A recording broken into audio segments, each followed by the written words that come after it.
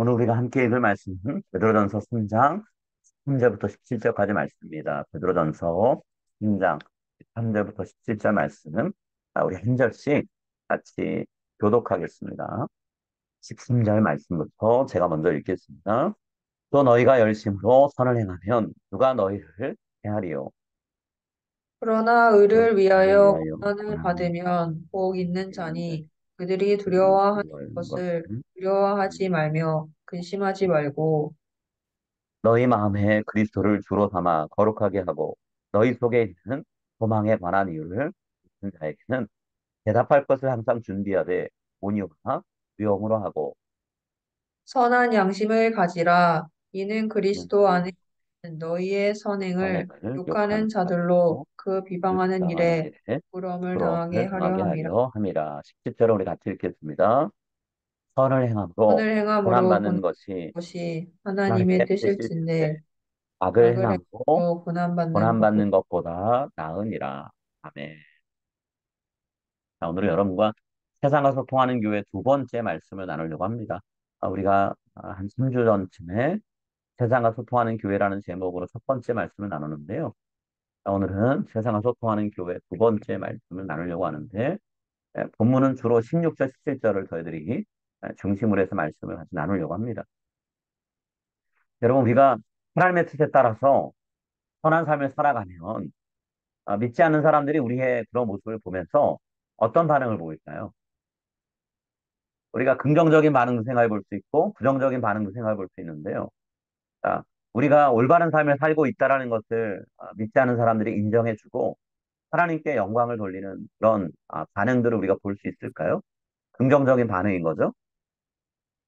성경은 분명히 우리에게 이런 반응이 있을 수 있다, 있을 거다라고 얘기하고 있어요. 그렇게 반응한 사람들이 생길 거라는 거죠. 우리가 이미 여러 주 전에 나눴던 말씀, 같이 살펴봤던 말씀인데요. 베드로전서 2장 12절 말씀이 이런 긍정적인 반응이 있을 것이다라고 하는 약속을 담고 있어요. 아, 베드로전서 2장 12절 우리 같이 읽겠습니다. 너희가 이방인 중에서 행실을 선하게 가져 너희를 악행한다고 비방하는 자들로 하여금 너희 선한 일을 보고 오시는 날에 하나님께 영광을 돌리게 하려 함이라. 자, 이방인 중에서 선한 행실을 가질 때 처음에는 우리 악하다고 비방하는 사람들이 있을 수 있지만 결국에는 우리가 꾸준하게 선한 일을 하는 것을 보고 결국 예수님이 다시 오시는 날 하나님께 영광을 돌리는 예배자들이 될 것이다 라고 말씀하고 있어요. 근데 우리가 또 생각해 볼 건 믿지 않은 사람들이 그러면 모두 다 이런 반응을 긍정적으로 보이겠느냐라는 거죠. 우리가 살아가면서 믿지 않는 사람들이 우리로 인해서 믿음을 갖게 되는 경우도 있지만 오히려 극렬하게 우리를 대적하거나 어렵게 하는 경우도 보죠. 그렇기 때문에 모든 믿지 않는 사람들이 우리의 선한 행실을 보고 긍정적으로 반응할 것이냐라고 물었을 때 그렇지 않을 수 있다라고 대답할 수밖에 없어요. 어떤 사람들은 성도들의 선한 삶에 대해서 비난을 퍼붓기도 하죠. 부정적인 평가를 내릴 거라는 거예요. 선하냐, 선하지 않느냐, 객관적인 평가는 중요하지 않아요. 예수를 믿는 사람이 하는 것이기 때문에 잘못되었다라고 무조건적으로 반대하는 사람들도 있을 수 있다라는 거예요. 우리가 지금 읽었던 2장 12절에 분명히 그런 내용이 어느 정도 있잖아요. 너희를 악행한다고 비방하는 자들이 있다 그랬어요. 이 비방을 그치지 않고 끝까지 가져갈 사람들도 있을 수 있다라는 거죠. 그래서 오늘 본문 16절에서도 그리스도 안에 있는 너희의 선행을 욕하는 자들이 있다라고 말씀하고 있어요. 그럼 욕한다라는 표현이 뭘까요? 욕한다? 비방하는 행동을 얘기하는 거예요. 반대 의견을 밝히는 거죠. 비난하는 거예요. 잘못됐다고 얘기하는 거예요. 여기서 우리가 한 가지 좀 분명히 하고 넘어가야 될 내용이 있는데요. 오늘 본문 말씀이 성도들이 악한 일을 해서 비난받거나 고통당하는 거, 그거에 대해서는 하나님이 보호해준다, 옹호해준다, 그런 약속을 하고 있지 않아요. 우리가 잘못 저질러서, 범죄를 저질러서 당하는 고난이 있다면, 그런 고난에 대해서는 마땅히 비난받고 처벌받는 게 맞다라는 전제를 가지고 오늘 본문이 기록되고 있다라는 거예요. 베드로가 관심 갖는 것. 하나님이 베드로를 통해 초점 맞추고 계시는 내용은 선하게 말하고 행동했는데도 불구하고 억울하게 어려움을 당하는 상황에 대해서 말하고 있는 거예요. 17절 말씀 같이 읽겠습니다. 선을 행함으로 고난받는 것이 하나님의 뜻일진데 악을 행함으로 고난받는 것보다 나으니라.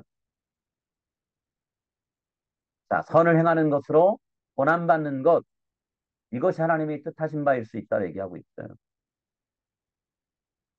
악으로 악을 행하고 고난받는 거, 그것과는 다른 얘기라는 거예요. 그런데 안타깝지만 오늘 본문 말씀 내용과는 다르게 악을 저지르고 고난받게 됐는데 마치 자기가 선을 행하다가 고난받는 사람인 것처럼 잘 포장하고 위장하는 그런 그리스도인들이 있어요. 많은 예를 들어드릴 수 있지만 그 중에 한 예만 제가 말씀드릴게요. 1999년에 한국에 있는 아주 어, 주목받던 굵직한 기업 하나가 파산했어요. 근데 이 기업은 어느 교회 장로님이 운영하는 곳이에요. 회장이었어요. 자, 회장인 이 장로님이 자기 수중에 돈이 없어서 세금을 낼 수 없다. 본인이 불법을 저질렀는데 추징금을 국가에서 부과했지만 낼 수 없다 이렇게 얘기한 거예요. 정말 돈이 없다면 아무 문제가 없을 수도 있겠죠. 근데 국가기관에서 조사해 봤어요. 그랬더니 홍콩에 있는 한 은행에 이 회장 장로인 분의 이름으로 된 30억 원짜리 예금이 있었어요. 이걸 보니까 이 사람이 돈이 없는 게 아니구나 생각하고 또 다른 조사기관이 나와서 이분이 살고 있는 집을 수색하기 시작했어요. 그랬더니 개인 금고에서 5만 원짜리 지폐가 97장 나오고 또 어떤 통장은 보니까 2,100만 원 들어있고 또 회사 임원한테 보수를 지급하겠다고 하면서 1,500만 원에서 1,800만 원 지급 명세서 뭐 이런 서류도 있고 그리고 27억 원 들어있는 예금 관련된 서류도 있고 1억 원 정도 되는 명품 시계도 나오고 현금 뭉치 1,200만 원 들어있는 가방도 나오고 뭐 이런 식이었어요. 돈이 없는 게 아니라 없다고 거짓말하고 본인이 저지른 잘못 혹은 내야 되는 세금을 아, 내지 않으려고 했던 거죠. 자, 조사관이 예금 증서를 들고 있으니까 이 회장 때는 장로님 아내분이 그 서류를 뺏었어요. 그리고 찢어버렸어요. 그리고 조사관한테 뭐라고 얘기했냐면 이 돈은 하나님한테 낼 헌금이야. 가져가면 벌 받아. 이렇게 얘기한 거예요. 그래서 조사관이 그 말 듣고 또 응수해서 이렇게 말했대요. 세금 정직하게 내시면 하나님도 잘했다 그러실 거예요. 이렇게 얘기했다는 거예요. 여러분 얼마나 이게 씁쓸한 얘기예요? 우리가 악을 저질렀는데 그것 때문에 그 대가로 고난을 받는다? 하나님은 그런 부분에 대해서는 보호해주지 않으세요. 오히려 우리가 마땅히 치러야 되는 처벌, 대가를 지불하도록 우리를 그 자리로 이끌어 가시죠. 하나님은 공의로우시기 때문에 하나님이 불의한 우리를 다루시는 방식 중에 하나가 이런 부분이에요. 그래서 우리는 악을 행하고 나서 고난받는 자리에 있는 거 피해야 돼요. 선을 행하고 고난받는 것은 하나님의 뜻일 수 있지만 악을 행하고 고난받는 건 아니라는 거예요. 자, 오늘 17절 말씀.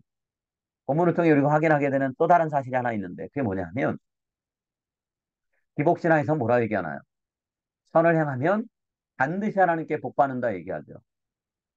근데 이런 공식화된 기복적인 신앙은 성경적인 신앙이 아니라는 걸 그 본문은 분명히 밝혀주고 있어요. 기복신앙은 하나님 뜻대로 살면 무조건 좋은 일만 생긴다라고 얘기하죠. 그러나 오늘 17절은 뭐라고 말씀하고 있죠? 우리가 선을 행했음에도 불구하고 고난받을 수 있고 그것이 하나님이 우리를 향해서 품고 계신 뜻일 수 있다라고 얘기하고 있어요.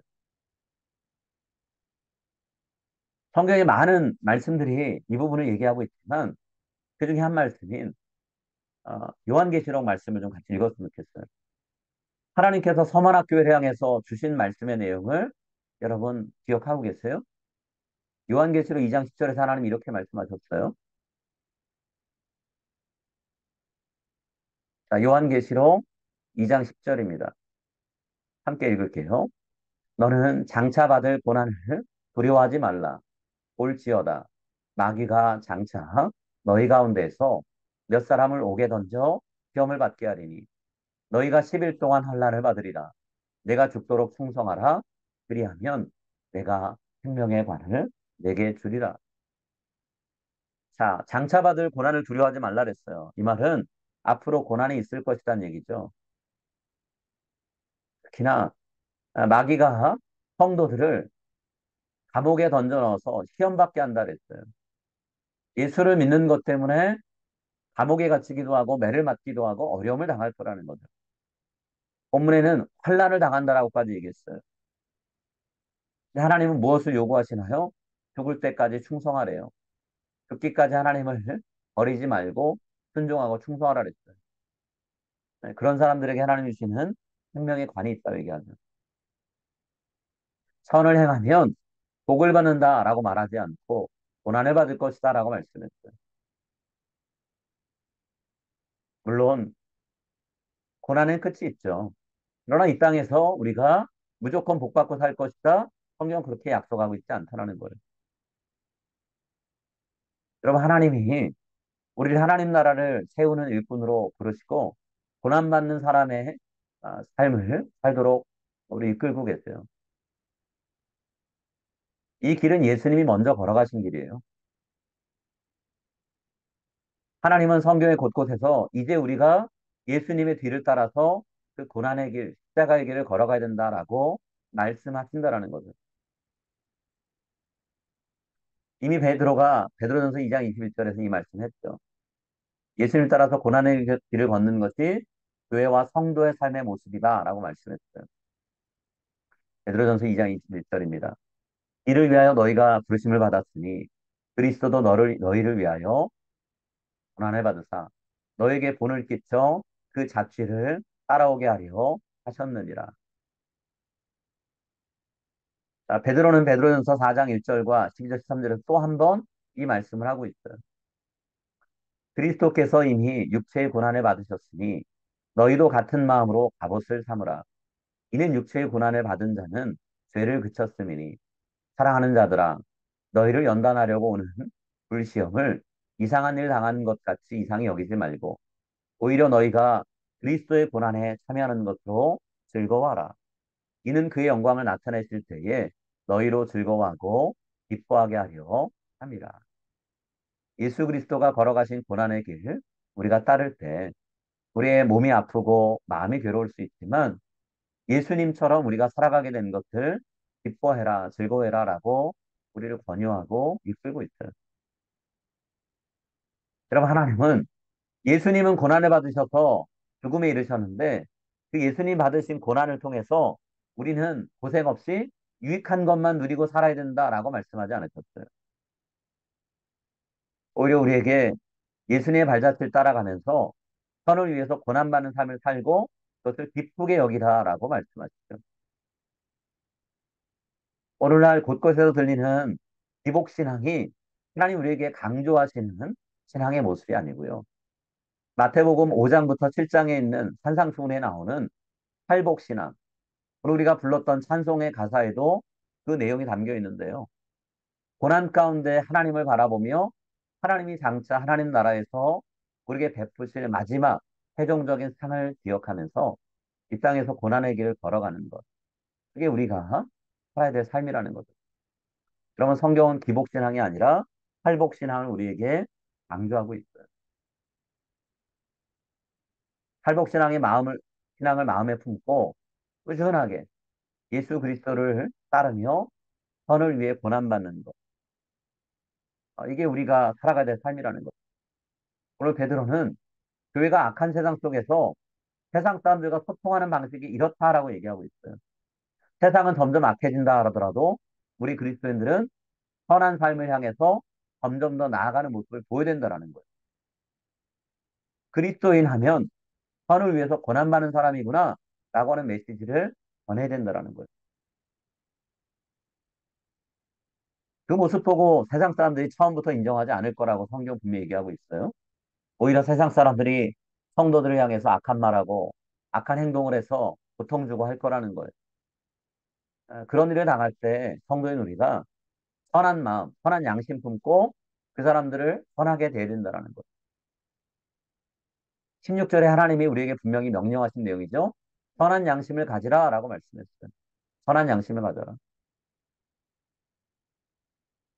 여러분, 하나님은 성도인 우리들이 악한 세상을 살아가지만 이 세상 속에서 선한 양심 품고 선한 모습으로 살아가길 원하세요.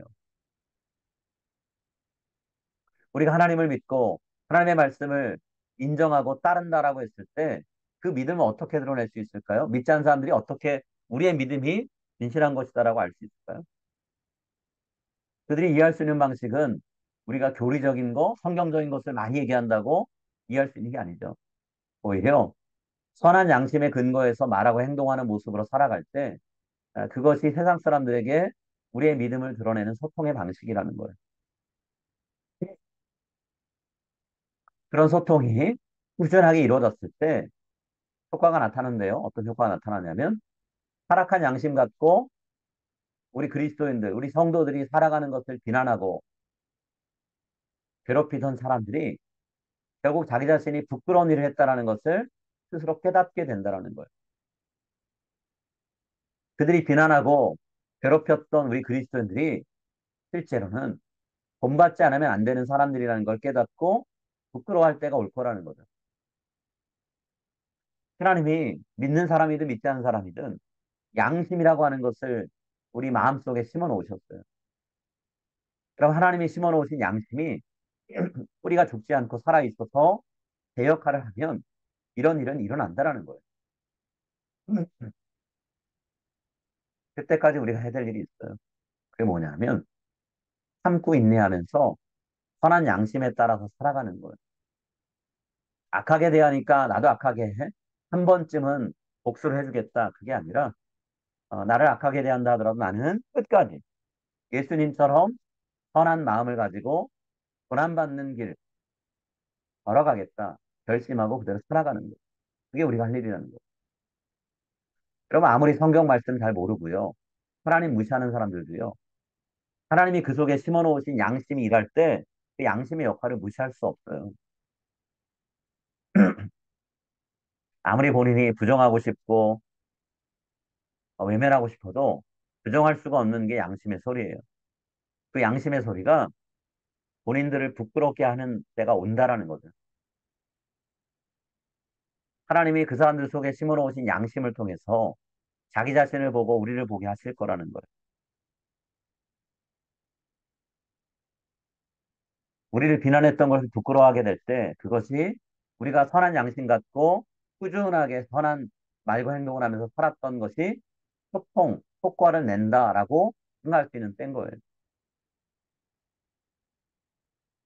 아주 오랫동안은 우리가 아무리 정말 세상과 소통하기 위해서 양심대로 하나님 말씀대로 산다고 해도 전혀 메시지 전달 안 되는 것처럼 여겨지겠지만 하나님은 그 메시지가 전달되게끔 하시는 때가 온다라고 말씀하고 있어요. 더더욱이 하나님이 이 세상을 심판하시는 날이 되면 하나님 뜻대로 선하게 살다가 우리가 고난을 받았는데 우리를 괴롭혔던 사람들이 그들이 했던 일의 결과가 뭔지를 분명히 깨닫게 되는 날이 올 거라 말씀하고 있어요. 그동안 자신들이 살아오면서 엄청난 죄와 잘못을 저질렀다는 걸 깨닫는 때가 온다라는 거죠. 악한 말로 우리 성도들이 선하게 산 것을 비난했던 그 행동이 크게 잘못됐다는 걸 깨닫는 순간이 올 거라는 거죠. 혹시 우리 안에는 뭐 이런 마음이 들 수도 있을 것 같아요. 믿지 않은 사람들, 우리 비난했던 사람들이 자기들이 잘못했구나 깨닫는다고 해서 그게 선하게 살면서 고난받는 나에 대해서 무슨 뭐 유익이 될 수 있냐. 그들에겐 유익할지 모르겠지만 우리에게는 아무 효과가 없는 거 아니냐라고 생각할 수 있는데요. 여러분 이 질문에 대해서 하나님은 어떤 대답을 우리에게 주실까요? 오늘 성경은요. 악한 세상을 살면서 사악한 마귀의 도구가 되지 않고 선하신 하나님, 선한 일을 이루려고 하시는 하나님이 우리를 동역자로 삼으셔서 하나님의 뜻을 이루는 도구로 사용하시는 거. 그게 우리에겐 유익한 일이다라고 얘기해요. 고난만 바라보지 말라는 거죠. 우리의 고난을 통해 하나님의 뜻이 이루어지고 하나님 나라가 세워지는 것, 그 일에 쓰임받게 되는 것, 그것을 보라는 거예요. 17절 말씀 아까 읽었지만 우리 한번 다시 읽을게요. 선을 행함으로 고난받는 것이 하나님의 뜻일진데 악을 행함으로 고난받는 것보다 나으니라. 여러분, 악을 행해서 고난받는 것은 사탄의 뜻이 이루어지는 거고요. 선을 행함으로 고난받는 것은 하나님의 뜻이 이루어지는 거예요. 선교도 지도자 중에 한 사람이었던 리차드 백스터 목사님은 이런 말을 했어요. 마귀는 항상 하나님의 나라를 거부하는 곳에 총독입니다. 하나님 나라가 세워지지 못하도록 방해하는 곳에는 마귀가 있다는 거예요. 그게 개인이 됐든 집단이 됐든 그 안에는 마귀가 반드시 있다는 거예요.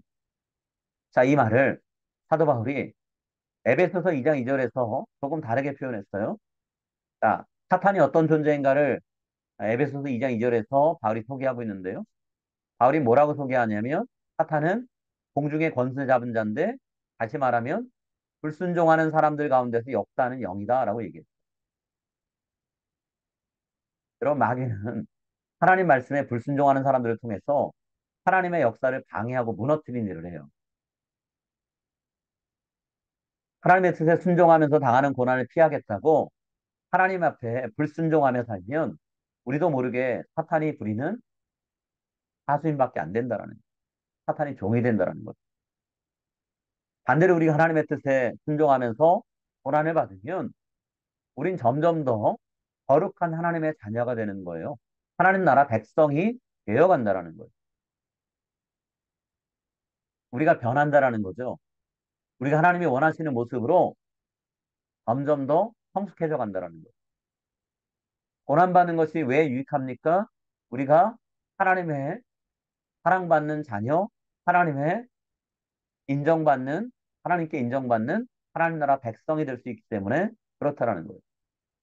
자, 데살로니가후서 1장 4절과 5절 말씀에 이 내용이 있어요. 고난을 통해 우리는 점점 더 거룩한 하나님의 백성이 되어간다라고 표현하고 있어요. 자, 데살로니가후서 1장 4절부터 5절 말씀. 우리 빨간색 글씨를 더더욱 주목하면서 함께 읽겠습니다.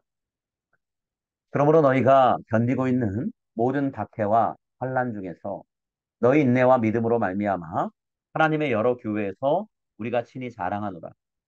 이는 하나님의 공의로운 심판의 표요. 너희로 하여금 하나님의 나라에 합당한 자로 역임을 받게 하려 함이니 그 나라를 위하여 너희가 또한 고난을 받느니라.